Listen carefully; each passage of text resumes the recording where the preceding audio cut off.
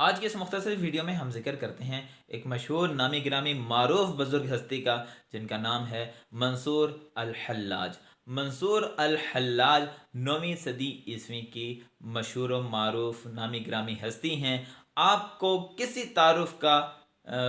کی ضرورت نہیں، آپ کو کسی تعارف کی احتیاج نہیں۔ اسلامی دنیا کے اندر اور تصوف کی دنیا کے اندر جو لوگ تصوف کو جانتے ہیں، سمجھتے ہیں، وہ منصور حلاج کو اولین صوفیہ میں سے سمجھتے ہیں، اور ان کا نام صوفیہ کی فہرست میں اول درجے پر رکھتے ہیں۔ منصور حلاج کے نظریات کیا تھے جن کی بدولت وہ مشہور بھی ہوئے، اور انا الحق خصوصی طور پر ان کا نعرہ، جس کی وجہ سے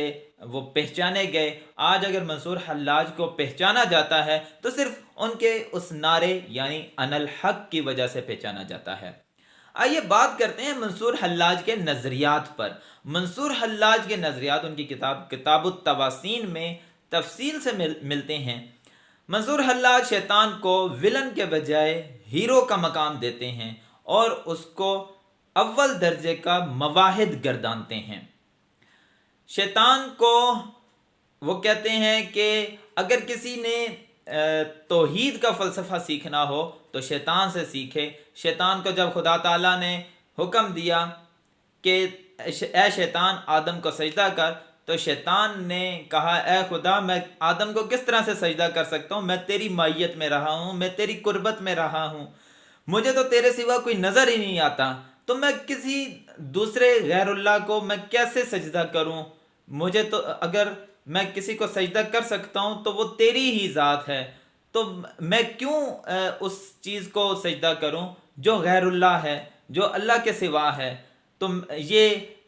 تیری شان کے خلاف ہے، یہ میری شان کے خلاف ہے کہ میں کسی ایسے کو سجدہ کروں جو غیر اللہ ہو۔ اگر میں میرے سجدے کا سزاوار ہے تو وہ تو ہی ہے خدا، میں تجھی کو ہی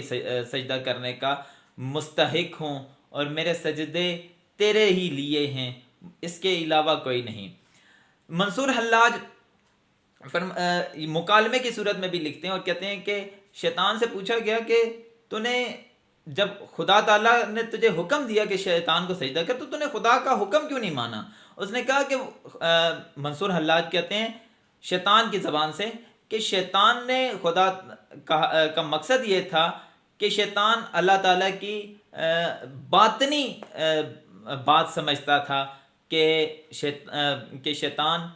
آدم کو سجدہ نہ کرے، وہ مجھی کو سجدہ کرے، مخلوق مجھی کو سجدہ کرے، تو لہٰذا یہ میرے لیے آزمائش تھی، اور میں اس آزمائش میں پورا اترا۔ میں نے اللہ تعالیٰ کی باطنی بات سمجھی اور میں نے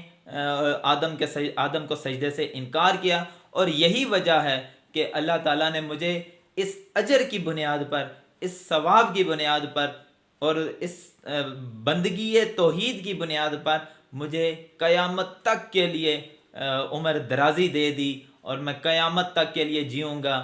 اگر بعد محشر خدا تعالیٰ مجھے جہنم میں بھی ڈالتا ہے تو اس سے کیا غرض؟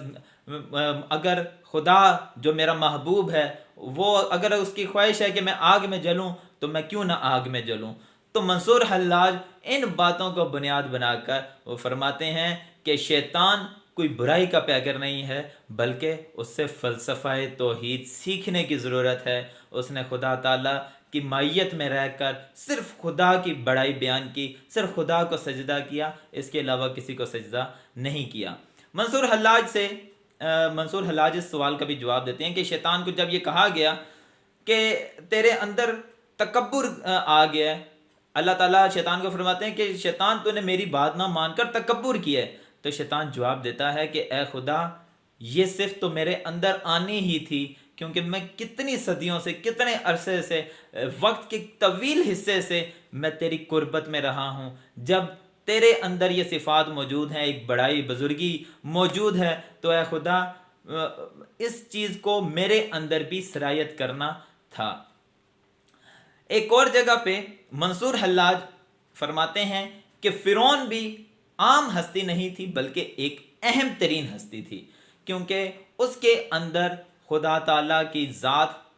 حلول کر چکی تھی، وہ خدا کی ذات کے بارے میں اتنا سوچتا تھا کہ موسیٰ اگر فرماتے تھے کہ میرا خدا، تو وہ کہتے تھے، وہ فرعون کہتا تھا تیرا خدا کدھر، میں ہی خدا ہوں، کیونکہ میرے اندر خدا ہے، خدا میرے اندر حلول کر چکا ہے، تو میں جب میرے اندر خدا ہے تو مجھے اور کہاں خدا نظر آئے۔ تو وہ فرعون کو بھی ہیرو کے طور پر مانتے تھے۔ اور منصور حلاج جو انہوں نے ان الحق کا نعرہ لگایا تھا، وہ اللہ تعالیٰ کی ذات میں اس قدر مستغرق ہو چکے تھے، اس قدر ڈوب چکے تھے کہ وہ سمجھتے تھے اور لوگ دیکھتے تھے کہ جیسے خدا کی ذات ان کے اندر حلول کر چکی ہے، اور جب خدا کی ذات ان کے اندر حلول کر جاتی تھی تو وہ ان الحق کا نعرہ لگاتے تھے کہ میں ہی خدا ہوں، میں ہی حق ہوں، میں ہی سچائی ہوں۔ عام لوگ یہ بات سمجھ نہیں سکتے تھے، اور جو اس وقت کے صوفیاء تھے وہی فرماتے تھے کہ منصور کا باطن خدا بہتر سمجھتا ہے، اور منصور سے جب یہ پوچھا جاتا کہ تو ان الحق کا نعرہ کیوں لگاتا ہے، تو وہ اس بات کی توجیہ یہی پیش کرتے تھے کہ ان کے اندر خدا حلول کر جاتا ہے، جس کی وجہ سے وہ نعرہ خود نہیں لگاتے، وہ خدا کی ذات نعرہ لگاتی ہے، ان الحق، ان الحق، میں خدا ہوں، میں